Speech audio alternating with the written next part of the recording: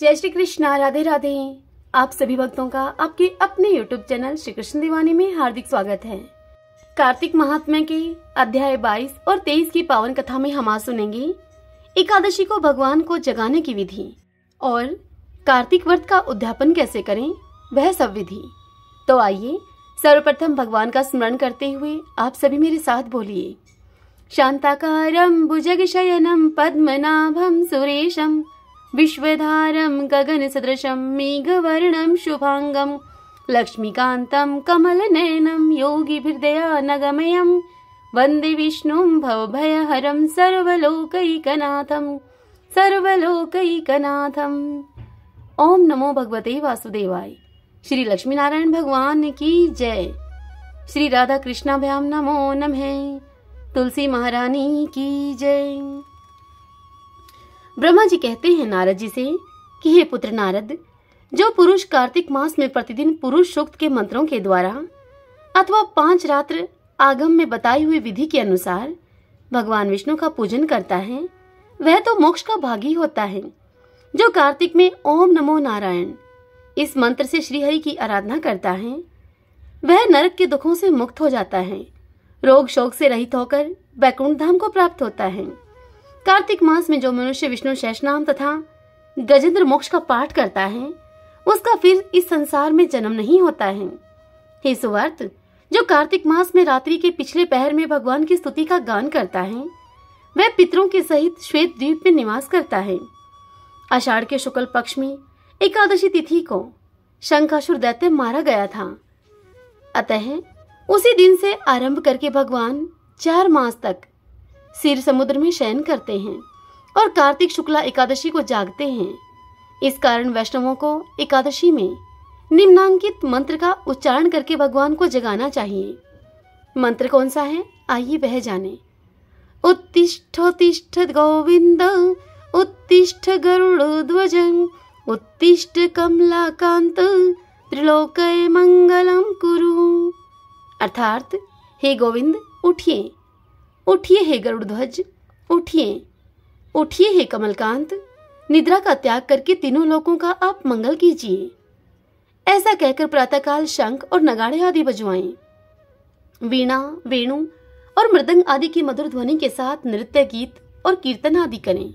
देवेश्वर श्री विष्णु को उठाकर उनकी पूजा करें और सायंकाल में तुलसी की वैवाहिक विधि को संपन्न करें। एकादशी सदा ही पवित्र है। विशेष रूप से कार्तिक की एकादशी परम पुण्यमयी मानी गई है। उत्तम बुद्धि वाला मनुष्य अपने वृद्ध माता पिता का पूजन करके अपनी स्त्रियों के सहित भगवान विष्णु के प्रसाद का भक्षण करें। जो इस प्रकार से इस विधि से द्वादशी व्रत का अनुष्ठान करता है, वह मनुष्य उत्तम सुखों का उपभोग करके अंत में मोक्ष को प्राप्त होता है। हे मुनि श्रेष्ठ नारद, जो मनुष्य द्वादशी तिथि के इस परम उत्तम पुण्यमय महात्म्य का पाठ और श्रवण करता है, वह उत्तम गति को प्राप्त होता है। अब मैं तुम्हें कार्तिक व्रत के उद्यापन का वर्णन करता हूँ, जो कि सभी प्रकार के पापों का नाश करने वाला है। व्रत का पालन करने वाला मनुष्य कार्तिक शुक्ला चतुर्दशी को व्रत की पूर्ति और भगवान विष्णु की प्रीति के लिए उद्यापन करे। तुलसी के ऊपर एक सुंदर मंडप बनावे। उस मंडप को केले के खंभों से संयुक्त करके नाना प्रकार की धातुओं से उसकी विचित्र शोभा को बढ़ावे। मंडप के चारों ओर दीपकों की एक श्रेणी सुंदर ढंग से सजाकर रखे। उस मंडप में सुंदर बंधनवारों से सुशोभित 4 दरवाजे बनावे और उन दरवाजों को फूलों तथा चवर से सुसज्जित करें। द्वारों पर पृथक पृथक मिट्टी के द्वारपाल बनाकर उनकी पूजा करें। उन द्वारपालों के नाम इस प्रकार से हैं: जय, विजय, चंड, प्रचंड, नंद, सुनंद, कुमुद, कुमदाक्ष। उन्हें चारों दरवाजों पर 2-2 के क्रम से स्थापित करके भक्ति पूर्वक उन द्वारपालों का पूजन करें। तुलसी की जड़ के समीप 4 रंगों से सुशोभित सर्वतोभद्र मंडल बनावे और उस मंडल के ऊपर पूर्ण पात्र तथा पंचरत्न से संयुक्त कलश की स्थापना करें। कलश के ऊपर शंख चक्र गदाधारी भगवान विष्णु का पूजन करें। भक्ति पूर्वक उस तिथि में उपवास करें और रात्रि में गीत, वाद, कीर्तन आदि मंगलमय आयोजनों के साथ जागरण करें। जो भगवान विष्णु के लिए जागरण करते समय भक्ति पूर्वक भगवान के संबंधित पदों का गान करते हैं, वे सैकड़ों जन्मों की पाप राशि से मुक्त हो जाते हैं। उसके बाद पूर्णमासी में एक सहपत्नीक ब्राह्मण को अपने घर में निमंत्रित करें।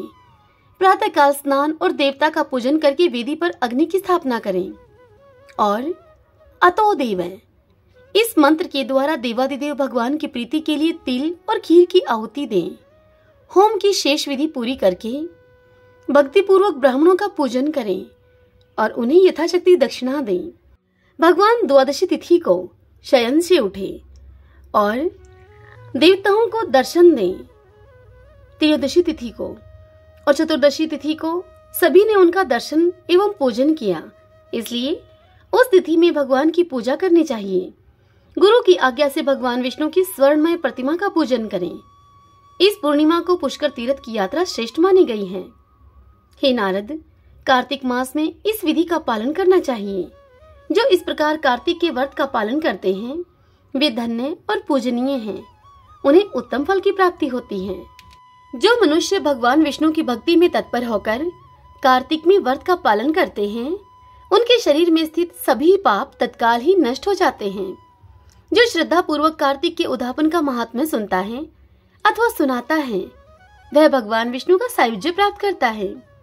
भगवान विष्णु की पूजा में रात्रि काल व्यापिनी चतुर्दशी ग्रहण करनी चाहिए और अरुणोदय काल के समय भगवान शिव की पूजा करनी चाहिए। सायंकाल काशी के पंचगंगा तीर्थ में स्नान करके भगवान बिंदु माधव की पूजा करें। पहले विष्णु कांची में स्नान करके भगवान अनंत सेन की पूजा करें और फिर रुद्र कांची में स्नान करके ओमकारेश्वर के अग्नि तीर्थ में नहाकर भगवान नारायण की पूजा करें।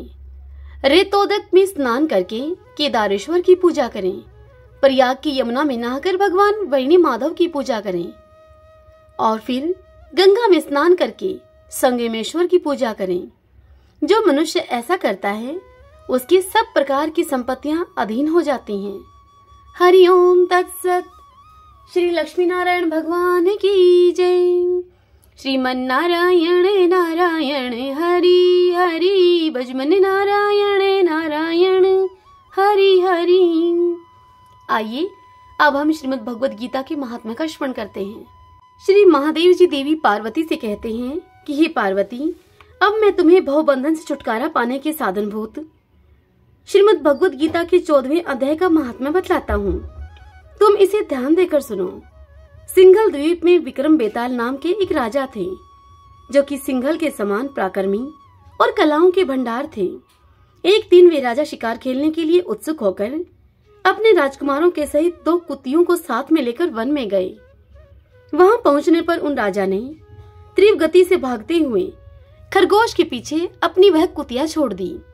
उस समय सभी प्राणियों के देखते ही देखते खरगोश इस प्रकार से भागने लगा मानो कि कहीं उड़ गया हो। दौड़ते दौड़ते वह खरगोश बहुत थक जाने के कारण एक बड़ी ही खंदक में जा गिर पड़ा। गिरने पर भी वह कुतियों के हाथ नहीं आया और उस स्थान पर जा पहुंचा वह खरगोश जहां का वातावरण बहुत ही शांत था। वहां पर हिरण निर्भय होकर सभी और वृक्षों की छाया में बैठे रहते थे। बंदर भी अपने आप टूटकर गिरे हुए नारियल के फलों और पके हुए आमों से पूर्ण तृप्त रहा करते थे। वहां सिंह हाथी के बच्चों के साथ खेलते और सांप निडर होकर मोर की पांखों में घुस जाया करते थे। उस स्थान पर एक आश्रम के भीतर वत्स नाम के एक मुनि रहा करते थे जो कि जितेंद्रिय और शांत भाव से निरंतर गीता के 14वें अध्याय का पाठ किया करते थे। आश्रम के पास ही वत्स मुनि के किसी शिष्य ने अपने पैर धोए थे। उसके पैरों के जल से वहां की मिट्टी गीली हो गई थी। खरगोश का जीवन अभी कुछ शेष था। वह खरगोश हाँफता हुआ आकर उसी कीचड़ में गिर पड़ा। उसके स्पर्श मात्र से ही खरगोश संसार सागर के पार हो गया और दिव्य विमान पर बैठकर अब वह स्वर्गलोक को चला गया।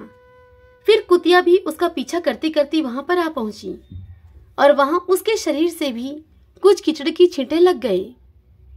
फिर भूख प्यास की पीड़ा से रहित होकर वह कुतिया का रूप त्याग कर उन दोनों ने दिव्यांगना का रमणीय रूप धारण कर लिया और गंधर्वों से सुशोभित दिव्य विमान पर आरूढ़ होकर वह दोनों कुतियां भी स्वर्गलोक को चली गई। यह देखकर मुनि के मेधावी शिष्य स्वकंधर हंसने लगे। उन दोनों के अर्थात खरगोश और कुतिया के पूर्व जन्म के वैर का कारण सोचकर उन्हें बड़ा ही विस्मय हुआ था। उस समय राजा के नेत्र भी आश्चर्य से चकित हो उठे। उन्होंने बड़ी ही भक्ति के साथ प्रणाम करके उनसे पूछा कि हे विप्रवर, ये नीच योनि में पड़े हुए दोनों प्राणी कुतिया और खरगोश ज्ञानहीन होते हुए भी जो कि अब स्वर्ग में चले गए हैं, इसके पीछे क्या कारण है? आप मुझे इसकी कथा सुनाइए। तब उस मुनि के शिष्य ने कहा कि भूपाल, इस वन में वत्स नामक एक ब्राह्मण रहते हैं। वे ब्राह्मण बड़े ही जितेंद्रिय महात्मा हैं। गीता के 14वें अध्याय का सदा ही जप किया करते हैं और मैं उन्हीं का शिष्य हूँ। मैंने भी ब्रह्म विद्या में विशेषज्ञता प्राप्त की है। गुरुजी की भांति मैं भी 14वें अध्याय का प्रतिदिन जप किया करता हूँ। मेरे पैर धोने के जल में लौटने के कारण यह खरगोश कुतिया के साथ ही स्वर्गलोक को प्राप्त हुआ है। अब मैं तुम्हें अपने हंसने का कारण बताता हूँ। महाराष्ट्र में प्रत्योदक नामक एक महानगर है। वहाँ केशव नाम का एक ब्राह्मण रहा करता था, जो कि कपटी मनुष्यों में अग्रगण्य था। उसकी स्त्री का नाम था विलोभना। वह विलोभना स्वच्छंद विहार करने वाली थी। इसे क्रोध में आकर जन्म भर के वैर को याद करके ब्राह्मण ने अपनी स्त्री का वध कर डाला और उसी पाप से उसको खरगोश की योनि में जन्म मिला। ब्राह्मणी भी अपने पाप के कारण अब कुतिया हुई। श्री महादेव जी देवी पार्वती से इतनी कथा सुनाकर उनसे आगे कहते हैं कि हे पार्वती, यह सारी कथा सुनकर श्रद्धालु राजा ने गीता के 14वें अध्याय का पाठ अब आरंभ कर दिया। इससे उन्हें परम गति की प्राप्ति हुई। हरि ओम तत्सत। श्रीमन्नारायण नारायण हरि हरि, वज्मन नारायण नारायण हरि हरि। आइए अब हम कार्तिक मास में सुनी जाने वाली कार्तिक स्नान की कथा का श्रवण करें। एक ब्राह्मण था। वह रोज पीपल में जल चढ़ाता था। पीपल में से रोज एक लड़की कहती थी कि पिताजी, मैं तुम्हारे साथ चलूंगी। यह विचार करके ब्राह्मण अब सूखने लगा। तब उसकी पत्नी वह ब्राह्मणी बोली कि तुम्हें क्या हुआ है, तुम क्यों सूख रहे हो? यह सुनकर वह ब्राह्मण बोला कि पीपल में से भाग्यवान एक लड़की निकलती है और निकलकर मुझे कहती है कि पिताजी, मैं तुम्हारे साथ चलूंगी। सारी बात को सुनकर ब्राह्मणी उससे कहने लगी कि उसे कल आप लेते आना। जहाँ हमारे 6 लड़कियां हैं, वहाँ 7वीं भी सही। वह अपना भाग्य लेकर आएगी। कल आप ऐसा करना, उसे अपने साथ लेकर घर आना। ब्राह्मणी की सारी बात को सुनकर ब्राह्मण ने हाँ में सिर हिलाया और जब दूसरे दिन सवेरा हुआ तब ब्राह्मण जाने लगा पीपल को सींचने। जैसे ही ब्राह्मण ने पीपल को सींचा, उसमें से एक लड़की बाहर निकल के आई कि बोली, पिताजी, मैं आपके साथ चलूंगी। तब उसे ब्राह्मण ने कहा कि चलो, जहाँ 6 लड़कियां हैं वहाँ 7वीं भी सही। उस दिन ब्राह्मण उस लक्ष्मी देवी को, उस पुत्री को अपने घर ले आया। उस दिन जब ब्राह्मण आटा मांगने के लिए गया तो थैला भर के उसे आटा मिला। ब्राह्मणी आटा छानने लगी तो वह लड़की कहने लगी कि लाओ माँ, आटा मैं छान लेती हूँ। यह सुनकर ब्राह्मणी बोली कि ना बेटी पावनी, बेटी धोली धोली हो जाएगी तू। तब लड़की बोली कि नहीं माँ, आटा तो मैं ही छानूंगी। फिर उस लड़की ने आटा छाना तो परात भर गई। जब ब्राह्मणी खाना बनाने लगी तो लड़की बोली कि लाओ माँ, खाना मैं बनाऊंगी। यह सुनकर वह ब्राह्मणी बोली कि ना बेटी, तुम्हारी उंगली चल जाएंगी। तब उस लड़की ने कहा कि नहीं, खाना तो मैं ही बनाऊंगी। वह रसोई में गई तो उसने 36 प्रकार के भोजन बनाए और उस मामा को भी जिमा दिया। ब्राह्मणी का भाई कहने लगा अपनी बहन से कि जीजी, ऐसा भोजन तो हमने कभी नहीं खाया जैसा कि आज खाया है। तब ब्राह्मणी ने उसे बताया कि भाई, यह तेरी इस पावनी भांजी ने बनाया है, उसी ने बनाया है आज का खाना। अब मामा खाना खा के वापस चला गया। शाम हुई तो लड़की बोली कि माँ, चौका लगा के चौके का दीवा जला दो, आज मैं कोठे में सोऊंगी। यह सुनकर ब्राह्मणी बोली कि ना बेटी, तू डर जाएगी। तब लड़की बोली कि नहीं माँ, मैं तो कोठे में ही सोऊंगी। अब वह कोठे में सो गई। जब आधी रात को उठी तो उसने चारों ओर देखा तो चारों ओर धन ही धन हो गया। वह उस घर से जाने लगी तो बाहर एक बूढ़ा ब्राह्मण सो रहा था। ब्राह्मण ने पूछा कि बेटी, तुम कहाँ चली? यह सुनकर वह लड़की बोली कि मैं तो लक्ष्मी माता हूँ, इसकी 6 बेटियां हैं। इसकी दरिद्रता को मैं दूर करने के लिए आई थी। तुम्हें करवानी है तो तुम भी करवा लो। उस लड़की ने उसके घर में चारों तरफ देखा तो धन ही धन हो गया। सवेरे उठकर ढूंढ मची कि पावनी बेटी कहाँ गई, पावनी बेटी कहाँ गई। तब वह ब्राह्मण बोला कि वो तो लक्ष्मी माता थी, तुम्हारे साथ साथ मेरी भी दरिद्रता को दूर करके गई हैं। हे लक्ष्मी माता, इस कथा को जो भी कोई कहे, सुने, सुनाए, हुंकारा भरे, उन सभी के कष्टों को दूर करना, उन सभी के कार्य सिद्ध करना, उनके अन्न धन में आप बरकत देना और उनकी दरिद्रता को आप दूर करना। ओम भगवती लक्ष्मी नमो नमः। आइए अब हम लप्सी तप्सी की कहानी सुने और तदंतर भगवान के नामों का संकीर्तन करते हुए इस कथा का समापन करें। लप्सी तप्सी की कहानी। एक लप्सी था, एक तपसी था।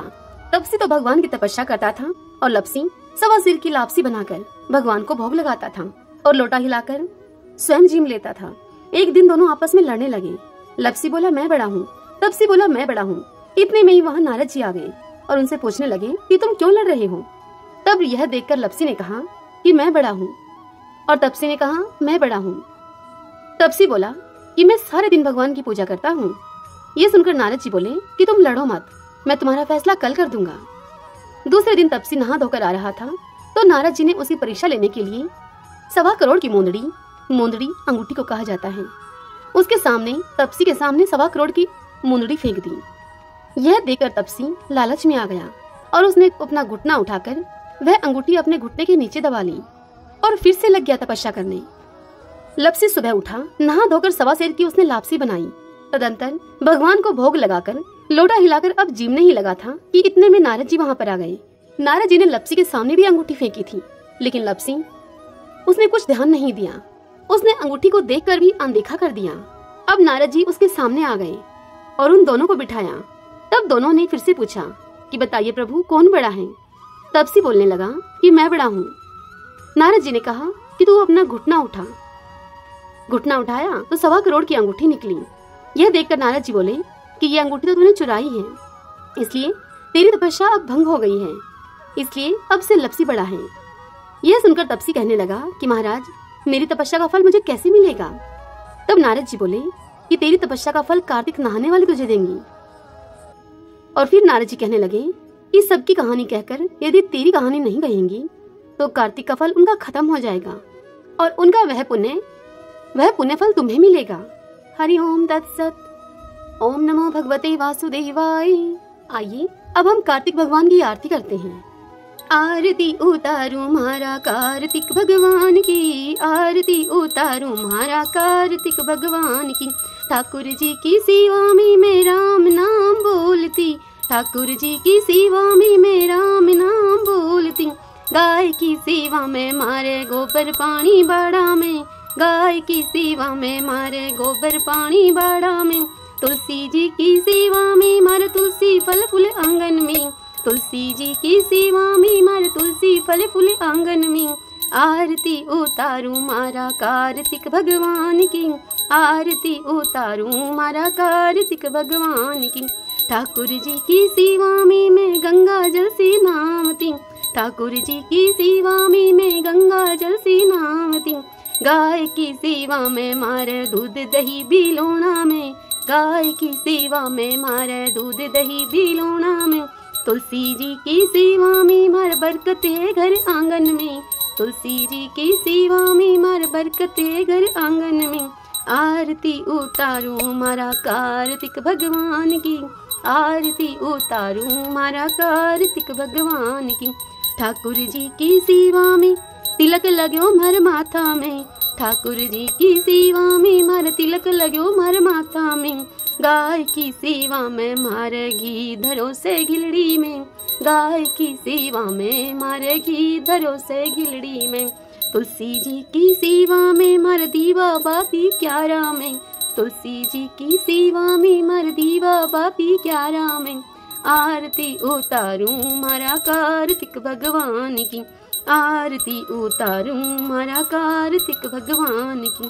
ठाकुर जी की सेवा में माखन मिश्री दोना में, ठाकुर जी की सेवा में माखन मिश्री दोना में, गाय की सेवा में मारे छाछ राबड़ी थाली में, गाय की सेवा में मारे छाछ राबड़ी थाली में, तुलसी जी की सेवा में मारे अखंड सुहाग साथ में, तुलसी जी की सेवा में मारे अखंड सुहाग साथ में, आरती उतारूं मारा कार्तिक भगवान की, आरती उतारूं मारा कार्तिक भगवान की, ठाकुर जी की सेवा में मैं नित उठ मंदिर जावती, ठाकुर जी की सेवा में मैं नित उठ मंदिर जावती, गाय की सेवा में मारे नित उठ बुहारी लगावती, गाय की सेवा में मैं उठ नित के बुहारी लगावती, तुलसी जी की सेवा में नित जल सींचूं क्यारा में, तुलसी जी की सेवा में नित जल सींचूं क्यारा में, आरती उतारूं मारा कार्तिक भगवान की, आरती उतारूं मारा कार्तिक भगवान की, ठाकुर जी की सेवा में सखियों का संग है मंदिर में, ठाकुर जी की सेवा में सखियों का संग है मंदिर में, गाय की सेवा में मारे साथ ग्वाला आंगन में, गाय की सेवा में मारे साथ ग्वाला आंगन में, तुलसी जी की सेवा में मारे घर वाला मारे साथ में, तुलसी जी की सेवा में मारा घर आला मारे साथ में, आरती उतारूं मारा कार्तिक भगवान की, आरती उतारूं मारा कार्तिक भगवान की, ठाकुर जी की सेवा में मैं तुलसी माला फेरती, ठाकुर जी की सेवा में मैं तुलसी माला फेरती, गाय की सेवा में मारे गले गल श्री सोना की, गाय की सेवा में मारे गले गल श्री सोना की, तुलसी जी की सेवा में मारे सिर पर चुंदड़ी लाल है, तुलसी जी की सेवा में मारे सिर पर चुंदड़ी लाल है, आरती उतारूं मारा कार्तिक भगवान की, आरती उतारूं मारा कार्तिक भगवान की, ठाकुर जी की सेवा में मैं बैकुंठा में जावती, ठाकुर जी की सेवा में मैं बैकुंठा में जावती, गाय की सेवा में मैं पापों से मुक्ति पावती, गाय की सेवा में मैं पापों से मुक्ति पावती, तुलसी जी की सेवा से मैं सातों जन्म सुख पावती, तुलसी जी की सेवा से मैं सातों जन्म सुख पावती, आरती उतारूं मारा कार्तिक भगवान की, आरती उतारूं मारा कार्तिक भगवान की। सभी बोलिए कार्तिक भगवान की जय। आइए अब हम भगवान के नामों का कीर्तन करते हुए कथा के समापन की ओर चलें। श्री कृष्ण गोविंद हरे मुरारी, हे नाथ नारायण वासुदेव, श्री कृष्ण गोविंद हरे मुरारी, हे नाथ नारायण वासुदेव, श्री कृष्ण गोविंद हरे मुरारी, हे नाथ नारायण वासुदेव, श्री कृष्ण गोविंद हरे मुरारी, हे नाथ नारायण वासुदेव, श्री कृष्ण गोविंद हरे मुरारी, हे नाथ नारायण वासुदेव। ओम श्री राधा कृष्णाभ्याम नमो नमः। श्री लक्ष्मी नारायण भगवान की जय। आशा करती हूँ भक्तजनों आज की यह कथा आपको पसंद आई होगी। यदि ऐसा हो तो इस वीडियो को लाइक करें, अपने अपनों के साथ शेयर करें और कमेंट बॉक्स में ओम नमो भगवते वासुदेवाय लिखें।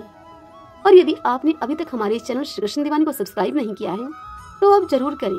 बेल आइकन के बटन को भी प्रेस कर लीजिएगा ताकि आपको आने वाले नए वीडियोस की सभी नोटिफिकेशन टाइम से मिल सके। हरे कृष्णा।